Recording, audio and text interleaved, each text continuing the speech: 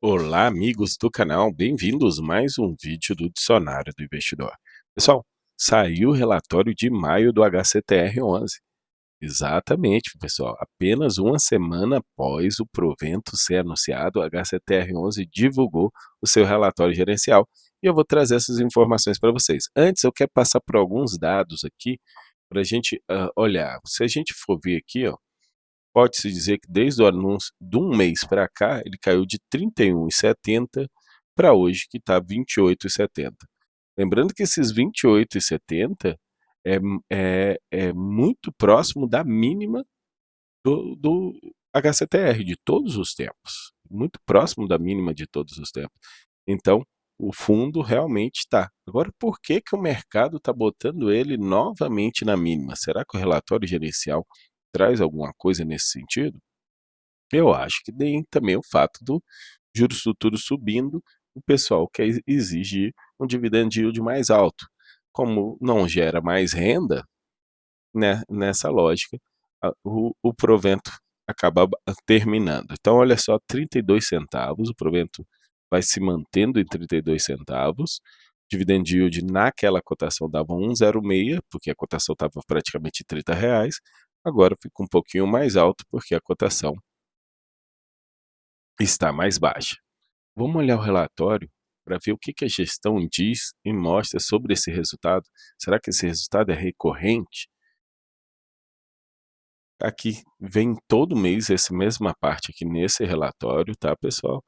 Aqui a gente tem alguns números, onde ele fala do 32 centavos, dividend yield de 1,03, anualizado dá 13%. Agora isso aqui já no mercado atual, com as novas taxas de juros, é considerado pouco. Hoje ele é 0,69 bilhão no mercado, de preço de mercado, e tem uma ótima liquidez diária ainda. Aqui ele explica sobre a tese de investimento de high yield. Para quem não viu em relatórios anteriores, é bom dar uma olhada. Então, bora lá, o comentário do gestor, essa parte aqui, vamos ver se traz alguma coisa.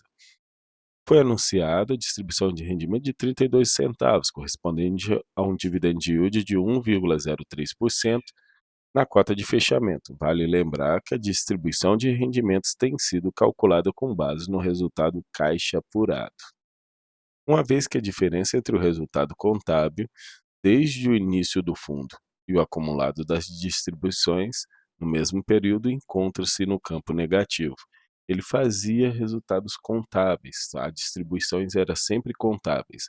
Uma vez que houve remarcação de alguns ativos, aonde alguns ativos foram marcados até a zero, né? Então, onde teve essas remarcações de ativos, gerou um resultado contábil negativo.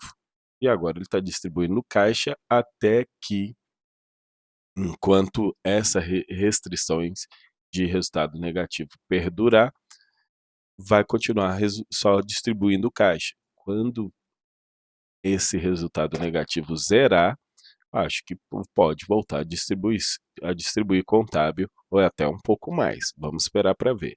No dia 8 de maio, ocorreu a Assembleia Geral dos Titulares do CRI Gran Viver, e no dia 20 de maio, Assembleia Geral dos Titulares, as renegociações do CRI Búzios Beach. Eu trouxe esses dois vídeos no canal na época.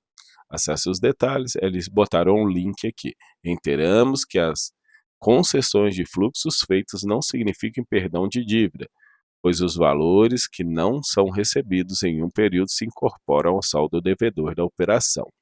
Então, deram waivers, mais waivers. Eles trouxeram aqui, o Rio Grande do Sul continua em estado de alerta devido às intensas chuvas que assolam o estado desde abril desse ano. Conforme mencionado no nosso relatório anterior, os esforços das empresas localizadas na região estão voltados principalmente para assistir a população, que foi duramente impactada pelo evento climático.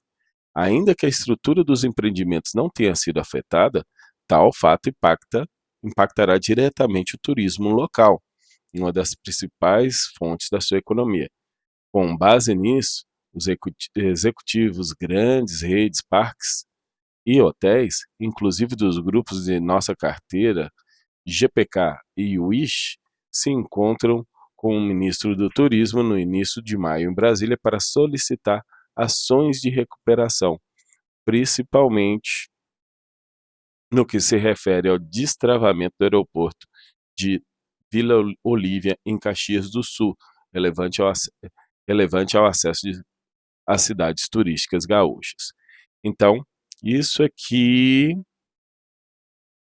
pode ser uma péssima notícia de ter mais waivers mais para frente. Acho que por isso que o mercado bateu tanto nesse fundo. Aqui vamos ao DRE. O DRE contábil, as principais variações do mês se deveram à desaceleração do IPCA, que foi de 0,16 no mês de referência, que foi de março, contra 0,86 do de fevereiro, né? E também pela valorização de mercado do HCHG11. Então a gente vê que aqui nessa parte do DRE contábil, essa que é o DRE contábil, tá, gente? A gente vê nitidamente aqui que teve um ótimo resultado. Se a gente for ver o resultado contábil de 26 milhões, mês passado a inflação foi maior, 29 milhões. Mas isso é contábil, não significa que o fundo recebeu esse financeiro. Apenas a dívida dos devedores aumentaram. Então o fundo cresceu contabilmente. Ele ainda está... Então, ele gerou um lucro contábil de R$1,18, aí distribuiu 32, aumenta o valor patrimonial do fundo, porque as dívidas estão maiores, né? Até zerar esse resultado contábil. Kiko, quanto tempo falta para zerar esse resultado contábil? Eu precisaria de mais informações, eu teria que buscar informações na demonstração financeira do ano passado para saber como é que ficou a dívida, mas essa informação eu não tenho, ainda não saiu ao DF. Agora, quando a gente olha as variações do fluxo de caixa não é resultado caixa. Fluxo de caixa é todo o caixa que entrou menos o caixa que saiu. Isso é fluxo de caixa. Resultado caixa é lucro caixa. É diferente. Tanto, vamos lá. Em maio de 2024, o fundo aportou 0,52 milhões no fundo HCST para o andamento das obras do projeto CETIM. Todo mês eles estão botando um dinheirinho aí para esse projeto terminar. Se não botar dinheiro lá, o projeto não termina. Algumas pessoas não gostam disso, mas acredito eu que se terminar o projeto, o resultado vem mais rápido. Considerando o recebimento dos PMTs do mês, acrescido aos dividendos do HC-HG11 e o accrual de variações líquidas com as deduções de despesas do veículo, o fundo gerou aproximadamente 32 centavos de resultado caixa. Isso aqui é o lucro caixa dele foi aproximadamente 32 centavos. Por isso ele distribuiu 32 centavos. Mas se a gente olhar aqui o fluxo de caixa, a gente vai ver que no fluxo de caixa ele teve 30 centavos. Por quê?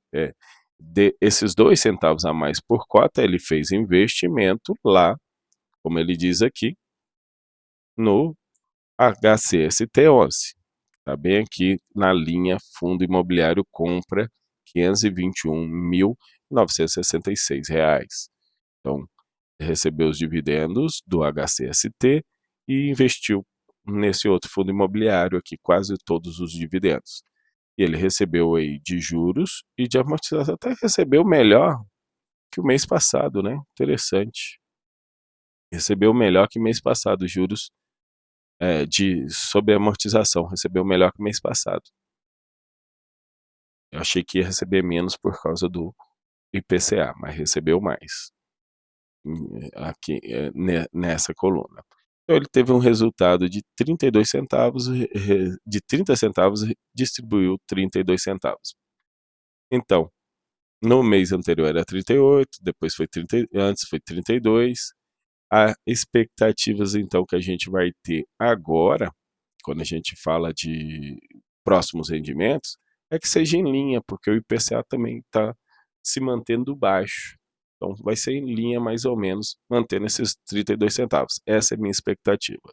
Aqui o histórico de distribuição de dividendos, a carteira, 81% em CRI, 0,6% do PL em caixa. Então ele ainda tem um certo caixa que dá para distribuir dividendos. um pouquinho, por exemplo, ele só gerou aproximadamente 32 centavos, mas distribuiu 32 centavos. Ele pode distribuir um tiquinho a mais, mas esse caixa aqui tem que aumentar um pouquinho.